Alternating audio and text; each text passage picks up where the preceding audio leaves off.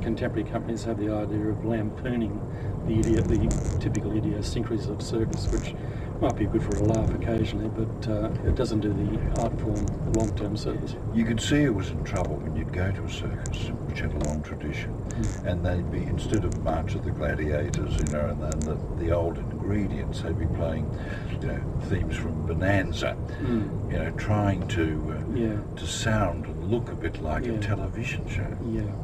Yeah, those things, they tend to, I think, detract, but the National Institute of Circus Arts in Melbourne is doing some fantastic work turning out new generations of performers, and I confidently can see that Australian circus will undergo a very long-awaited renaissance in the decade to come. And of course there have been times, as I mentioned earlier, when Australians have helped reinvigorate circus, like your own family did.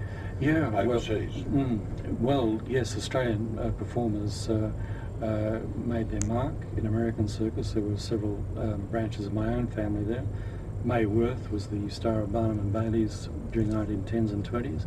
Con Carlino was one of the great circus acts with his Tightwire act in America and Europe between the wars and even well after.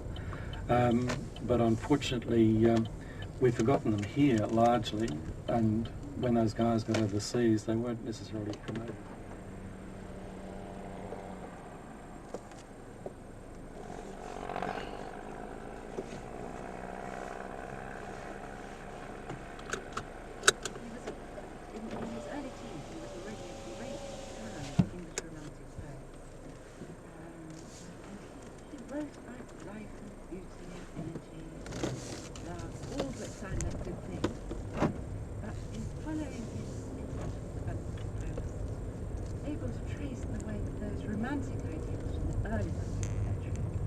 Gradually evolved into something which by the beginning of the 20th century is beginning to look seriously, utterly frightening. You make the point, therefore, that his thinking was abhorrent of what happened. Yes, exactly. Very good point.